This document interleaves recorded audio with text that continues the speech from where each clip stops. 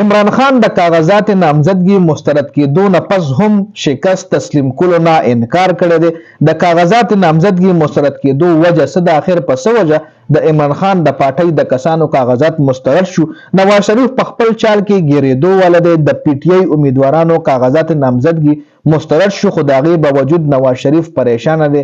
د هغې باوجود هم نواز شریف ته خوشحالي نه ده میلاو شوې. اخر په کومه خبره باندې په هغې باندې هم کمپلیټ ډسکشن کوو. بل کاغذات نامزدګي مسترد کېدو نه پس د عمران خان یو اهم پیغام هم راغلی دی. د سپریم کورټ نه هم یو اهم خبر راغلی دی چې دا ټول تفصیلات په دې ویډیو کې تاسو سره ډیسکس کیږي. د عمران خان سپیشلی پیغام چې کاغذات نامزدګي مسترد کېدو نه پس د عمران خان ستر ریاکشن دی، په هغې باندې هم ډیټیل ډسکشن دی. ویډیو خپله هم مکمل وګورئ او مخکې ملګرو سره ضرور شریکه کړئ. ټول نه پهله په پی ټی آی باندې خبره کوو. د پی ټی آی تر اوسه پورې تقریبا 400 نه زیات کسانو کاغذات نامزدګي مسترد شوي دي.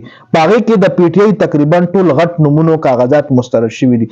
هغه رهنما هغه لیډرانو د ټولو کاغذات نامزدګي مسترد شوي دي کوم چې په پی ټی آی کې یو اهم رول لري، کوم چې په پی ټی آی کې یو اهم نوم لري. جی اوس چې د کومو کسانو کاغذات مسترد شوي دي نو هغوی به الیکشن ټریبونل ته ځي، هلته به خپل کیس تړاوی، کیدای شي هلته هغوی له انصاف میلاو شي او د هغوی کاغذات نامزدګي منظور شي. جی الیکشن کمیشن خو ورته کاغذات نامزدګي نامنظور کړل، مسترد کړل والله، خو اوس په دغه کسان عدالتونو نه انصاف غواړي، عدالتونه به دوی له کاغذات نامزدګي منظوروي. جی د پی ټی آی د وکیلانو دا انکشافات دي چې موږ له به د عدالتونو نه انصاف میلاویږي. جی اوس کاغذات نامزدګي مسترد کېدو غټ مقصد څه دی؟ د دې ټولو غټ مقصد دا دی چې عمران خان ووټرز مایوسه شي، د عمران خان ووټ بینک کم شي.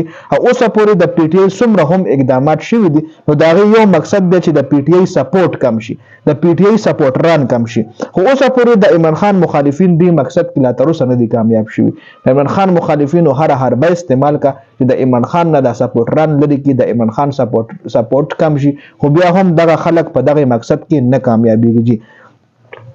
نواز شریف چې کله پاکستان ته راتلو نو د هغه درې غټ خواهشات چې عمران خان به یو په جیل کې وي چې هغه هم کمپلیټ شوی دی، بل دا چې د بیټ نښه په الیکشن کې نه وي چې د هغې دپاره هم کوششونه روان دي، او دریم خواهش د نواز شریف دا چې د پی ټی آی امیدوار به ماله په میدان کې نه وي، میدان به ماله خالی وي چې زه ون مین باندې مطلب گیم وګټم، زما مخالف په پی ټی آی نه وي په میدان کې. جی لکه مطلب په ریس کې به صرف زیم او بل به کس په ریس کې نه وي نو بیا به زه ریس ګټم. جی بس چې ګوړه ریس کې نه وي نو بیا به خامخا خره ریس ګټي، یا چې خره په ریس کې وي او بل د هغه کمپیټیټر نه وي یو خر نو خو ماغه یو خر به ریس ګټي که نه. جي خو اوس د پاکستان نامور تجزیهکار دي، هغوی ویلي دي که چېرې نواز شریف دې ریس کې هم یوازې وي نو بیا هم ریس نشي ګټلی.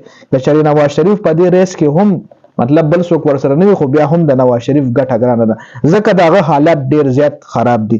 د پی ټی آی وکیلانو ویلي چې د پی ټی آی کاغذات هم مسترد شو، خو د هغې باوجود هم نواز شریف پریشانه دی. نواز شریف په دې خبره پریشانه دی چې کم کاغذات نامزدګي مسترد شوي دي دا به اوس واپس منظور شي، دی به په عدالتونو کې خپل کیسونه واچوي، الیکشن ټریبونل کې به خپل کیسز واچوي، هلته نه به دی له انصاف میلاو شي او دی کاغذات په واپس منظور شي او زموږ نصیب کې به رسوایی راځي او پی ټی آی به یو ځل بیا کېدای شي الیکشن وګټي. دا ټینشن تر اوسه پورې نواز شریف ته دي. اوس راتلونکي حکومت عمران خان جوړول شي، خو عمران خان ته څومره امیدواران الیکشن دپاره پکار دي؟ عمران خان ته د بیرسټر ګوهر علي مطلب عمران خان بیرسټر ګوهر علي ته ویلي چې ماله 700 پورې امیدواران پیدا کړي، تقریبا چې 700 پورې امیدواران وي، خو بیا هم د پی ټی آی نه 2734 کاغذات نامزدګي جمع کړل شي. 2734 کسانو د پی ټی آی نه خپل کاغذات نامزدګي جمع کړي. قومي او اسمبلی سیټونه صرف 859 جوړیږي او کاغذات نامزدګي 2734 کسانو جمع کړو. جی اوس د پی ټی آی غټ نمونه مسترد شوي دي، خو اوس هم ډیر امیدواران د پی ټی آی نه الیکشن لړاوېدو ته تیار دي. جی اوس که چېرې دا غټ نمونه الیکشن کې نه وي نو بیا هم د پی ټی آی الیکشن بیا هم پی ټی آی الیکشن ګټلی شي. دا کم غټ رهنما چې کاغذات مسترد شوي دي دی په ځای که یو عام کس هم د پی ټی آی د طرف ودرېږي نو پی ټی آی به الیکشن ګټي، ځکه د عوامو سپورټ عمران خان سره دی. عوام وایي که چېرې عمران خان د خپلې پارټۍ نه یو برګه هم یو بوټي له هم ټیکټ ورکړي نو موږ به هغه برګې او بوټي له هم اوټ ورکو جی مونږ به هغه برګه او بوټه هم کامیابو په الیکشن کې. نو د عوامو سپورټ تر اوسه پورې عمران خان سره دی که څومره هم اهم رهنمایي کوي کاغذات مسترد شي که یو عام بنده هم الیکشن د پاره ودرېږي نو هغه به عوام ضرور کامیابی جی. کاغذات نامزدګي مسترد کېدو نه پس عمران خان اهم پیغام جاری کړی دی.